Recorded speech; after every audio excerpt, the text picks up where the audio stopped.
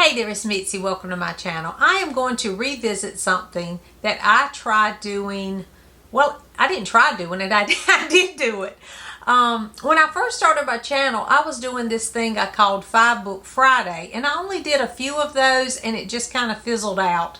I guess I just kind of had other things to do because I even asked you if you had some ideas for it, and I made a list, and I have not done anything with that. So I decided I think I'm going to go back to try to do it. Now, I'm not going to do it every single Friday, but maybe once a month or maybe more Fridays during the month if I have a lot of different topics I want to get to. Depends on what's going on, because when I do all these readathons, I want to make sure I'm participating in those and post for those things. So we'll just see how it goes, but I'm thinking maybe at least once a month share a 5-Book Friday. And what I did with the 5-Book Friday was 5 books that surprised me, or 5 favorite books, or whatever. And so I was just gonna do different ones, and I haven't done that. So I was thinking the other day, I had finished Bleak House, which is over 800 pages. And I was thinking about some of the bigger books on my shelf because I had finished that. I had started another one for Big Book Summer. That is a reading challenge hosted by Sue Jackson. I'll leave a link to her below. And she encourages us to read big books during the summer. So I think she starts Memorial Day weekend and it goes all the way to Labor Day weekend, which is end of May to the first weekend in September, so that we can get some of these big books on our shelf read. Now for Sue's reading challenge, the big books that qualify are 400 pages or more. But there's also a big book sort of reading challenge, and I think it's called March of the Mammoths, and of course it's in March. And I think for that challenge it's 800 pages or more. It might be 700. So what I did was I looked at the biggest books on my shelf that I still need to read. And all of these books that I'm going to share are 800 pages or more. Now I have some others. I got a lot of big books that I need to read. But these are some that I'm really interested in reading soon. And I thought since it's Big Book Summer, I'm thinking about that. I have a stack over here in my windowsill that I am planning on choosing from for Big Book Summer for Sue Jackson's Big Book Summer Challenge. And they are not quite as long as some of these. These were not any that I chose for the challenge. These are ones that one day I plan on reading, but I do want to read them, but it's one of those, they're just daunting. They're so long. So let me know if you've read any of these, and before I forget, let me know if there is a big book on your shelf that you have been wanting to read and it just looks like such a challenge for you. Let me know that in the comments before I forget to ask you that. But the first one, well, the first two are Alexander Dumas books, and the first one is The Count of Monte Cristo. And I remember when I ordered this because someone was going to do a read-along a couple of summers ago of The Count of Monte Cristo, so I was like, oh, I'm going to do that. Well, obviously I didn't even participate, because when this thing came in the mail, my son was like, how long is that?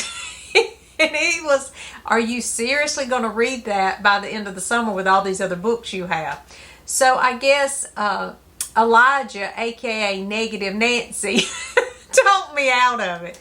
But anyway, this one is a chunker, but I've heard really good things about The Count of Monte Cristo. This, though, has, oh my goodness, let's see. There's notes at the back, so I'm going to go, let's see where the end of this is. The end is 1,243 pages. Yeah, this is a doorstop. So this one will just take me a long time, but I have heard good things about it. The other one by Alexander Dumas is The Three Musketeers. I've heard great things about this one too, and I've heard people say that it's super adventurous. It doesn't have as many pages as that Count of Monte Cristo does. But it does have over 800 pages. It is 835 in this edition. Again, that's a hefty book, 835. Not quite as chunky as this one, but it's still a big book. So the Three Musketeers and the Count of Monte Cristo have been on my shelf for a while, and I keep looking at these big old books thinking they take up a lot of space. So I need to justify taking up that space by at least attempting to read those. And then I had a couple of Victorian books. Well, all three of these are Victorian books that I could read starting in Victober. One is by George Eliot. It's Daniel Deronda. I've heard good things about this one too. This is a Penguin edition, so of course it'll have an introduction and it'll have notes at the back. But the story itself is 811 pages, because there are a few, like an introduction and a few notes at the back. But 811 pages of story in this one. So, yep, that's a chunker, but I have heard good things. And I have never read a George Eliot. I do have a shorter one, Silas Marner, on my shelf. I have some short stories. Well, I've read some short stories by George Eliot, but I haven't read any of her novels. So this one is a chunker. And then I also have the famous Middlemarch, and this, I have 2 copies of Middlemarch. This is it's a Penguin classic. It's a beautiful cover on that one. But this one has, again, it has the intro and notes at the back. This one has, and again, this is Victorian, so I could read it for Victober. 838 pages of actual novel. So this one is, again, a little over 800 pages, and this one's a little over 800 pages. So let me know if you've read either one of these, and if you suggest me trying one of these for Victober. Now, I don't think I would read the whole thing in Victober, because when I read Bleak House just recently, it took me months to read that. So I don't know if I would go that fast with these books. And with classics, it does take me a lot longer, but that's okay. It doesn't matter how long it takes, as long as I'm enjoying the story and find it interesting. And then one other, this is actually nonfiction, and nonfiction takes me even longer than just classic literature. And that is The Letters of Elizabeth Gaskell. And this just fascinates me. It is a long one. It says on the back, Mrs. Gaskell was such a wonderful letter writer, impulsive, instinctive, spontaneous, observant, and unreserved in her comment. So that just makes me really interested, because I do love Elizabeth Gaskell. But I was thinking, after I finish everything, because I still have Wives and Daughters to read, so I want to finish all of her novels.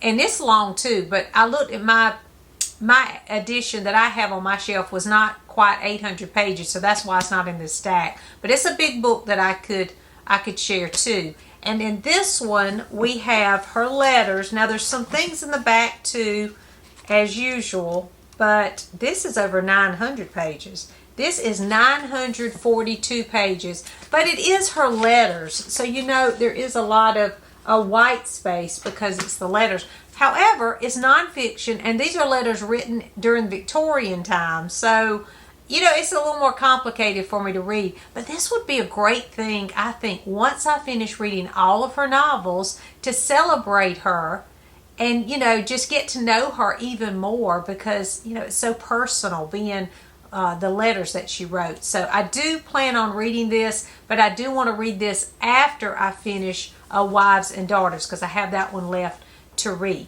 So that's 5 big books from my shelf that I do plan on reading someday. Let me know in the comments if you have a big book that you want to tackle soon, or if you've read any of these, let me know that too. Thanks for watching, and I'll see you soon.